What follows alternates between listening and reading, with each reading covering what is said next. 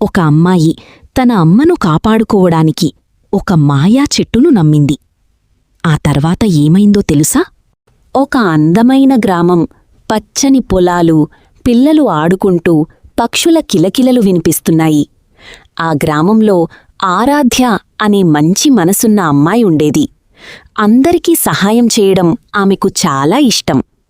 ఒకరోజు ఆరాధ్య అడవిలోకి వెళ్తూ ఒక అద్భుతమైన మామిడి చెట్టును చూసింది. ఛీ! ఆ చెట్టు బంగారు కాంతితో మెరిసిపోతుంది. ఆశ్చర్యంగా ఆ చెట్టు మాట్లాడింది. నువ్వు మంచి మనసుతో ఉంటే నేను నీకు సహాయం చేస్తాను అని. ఆరాధ్య చేతులు జోడించి కోరిక కోరింది. నా అమ్మకు ఆరోగ్యం కావాలి. అప్పుడు చెట్టు ఒక మామిడి ఇచ్చింది. ఆ మామిడి ఔషధంగా మారి ఆమె అమ్మ ఆరోగ్యం తిరిగి వచ్చింది. ఇది చూసిన రాము అనే లోభీ వ్యక్తి ఆ చెట్టును గమనించాడు. అతను చెట్టు దగ్గరకు వెళ్ళి, నాకు చాలా బంగారం కావాలి అని కోరాడు. కాని అతని చేతిలో బంగారం కాకుండా రాళ్ళు మాత్రమే వచ్చాయి.